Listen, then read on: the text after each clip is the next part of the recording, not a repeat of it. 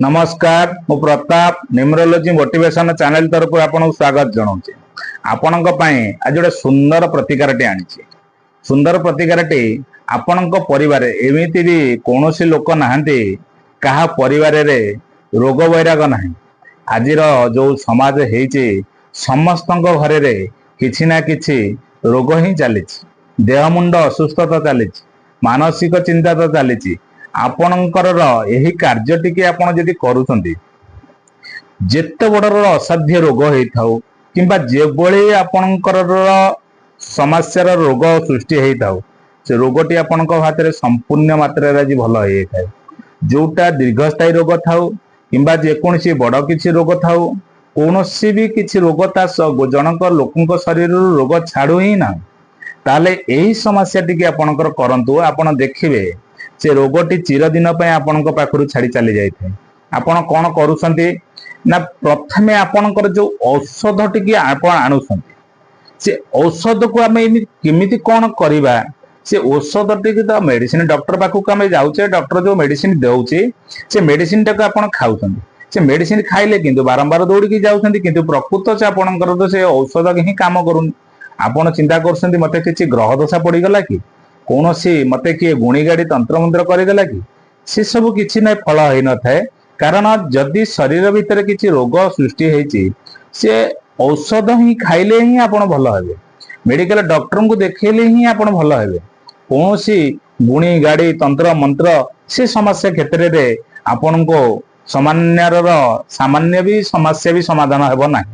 कहीं ना औषध शरीर पाई उपयोगी अच्छी आपणकर औषध ही खाइबे कारण आपणकर जदि शरीर आपण असुस्थ होती आपण गुणिया गति जी से आपण कौन शरीर भल करदेव कि केबे करि परिबो नाही आपणकर जो माने भी कहले आपण को भल करदेबी से भी करि परिबो नाही केवल जने जदि भल करि परिबो ताले एकमात्र होची जने डॉक्टर जी अछि से औषध द्वारा आपणक शरीर रे कौन समस्या हेची से ही भल करिवो ई जो आपणक पाखरे आनी आज आसी जो प्रतिकारटी आपण कहया पई जदि असाध्य रोग होती किंबा रोग गोटे छाड़ूनी आपको तार समस्या आम केमी समाधान करवा तो कौन कले आम ये रोगटी आम परिवार भितर हटिज से समस्यार समाधान टी तुम पाखे देवाक जाऊँगी आपड़ जदि ये भिडियो टी प्रथम आसी आपणकर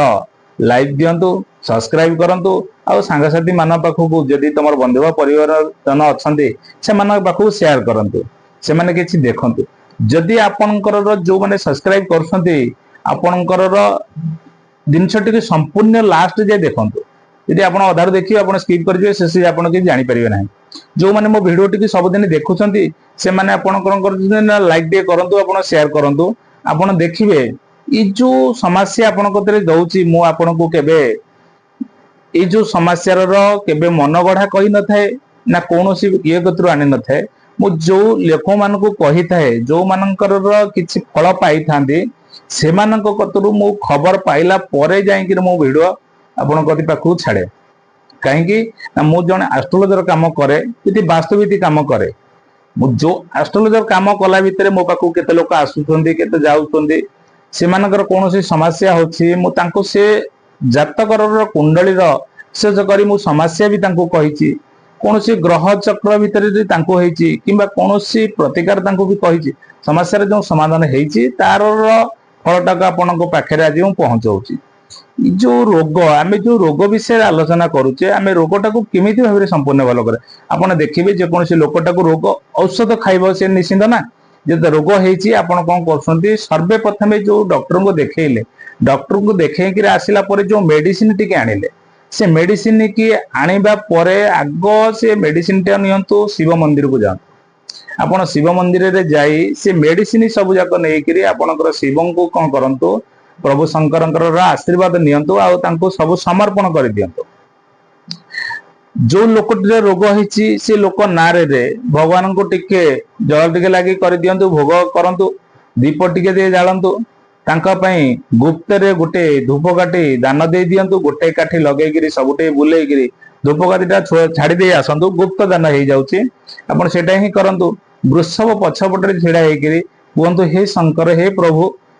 ये जो लोकर ना गोत्रटी मन भीतर कहे से ना गोत्रटी कही तार संपूर्ण मात्रा रे ये औषध खाइला मात्र के संपूर्ण रोग आरोग्य हो जाऊ ये सब प्रार्थना करंतु ब्राह्मण द्वारा आपणकर जो लोकटीर जो रोग होती तार ना गोत्र कहीकि शिवंक ऊपर जल लागी करंतु कर साइला परे जो औषध टी आपणकर नहीं शिवंक पाखरे अर्पण करते से औषध को आनिला परे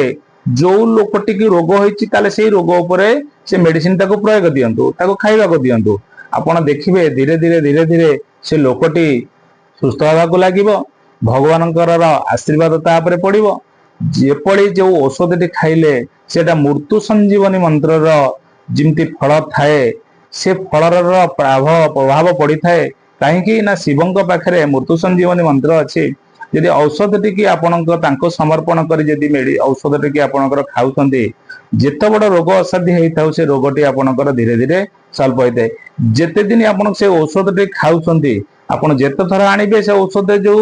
मसक जाऊँच आणुंट से मसकर औषध टाक शिव को समर्पण कर खातु जो मसटे आप देखिए 5 मास कि 6 मास कि वर्षे आपको औषधटा खाइबा पड़ता आप 2 मास 3 मास भितर आप देखिए संपूर्ण से रोगटी क्लीयर हो संपूर्ण सुस्थ हो आपणकर ये जो भिडियो